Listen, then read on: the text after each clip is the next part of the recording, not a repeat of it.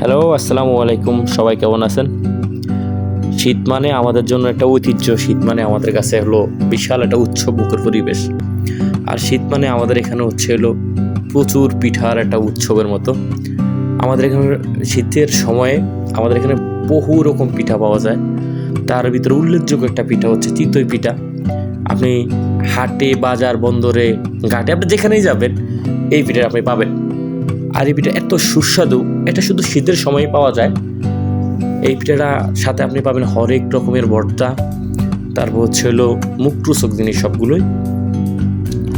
দেন দ্বিতীয় কথা হচ্ছে আমি ভর্তাগুলো একটু ভিডিও করে আপনাদেরকে দেখাচ্ছি। এখানে বিভিন্ন রকম ভর্তা, সরিষা, আপনার মরিচের ভর্তা, শুটকির ভর্তা। পিঠাগুলো দেখছেন কি সুন্দর। পিঠাগুলো বাজার আসলেই খাইতে ইচ্ছা করে, প্রচুর ভালো লাগে। বাসায় কেন জানি ভালো লাগে না।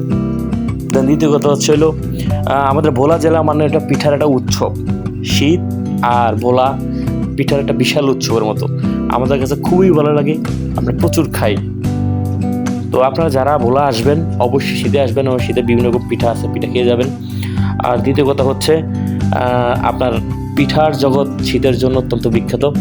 আমাদের এখানে বহু রকম পিঠা পাওয়া যায়। দেখেন আমার পিঠাটা, আমি খাইলে আমার কাছে খুব ভালো লাগলো।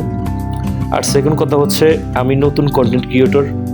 যদি আমার ভিডিওতে কোনো ভুল ত্রুটি আপনারা পেয়ে থাকেন অবশ্যই আমাকে সংশোধন করার জন্য বলে দিবেন।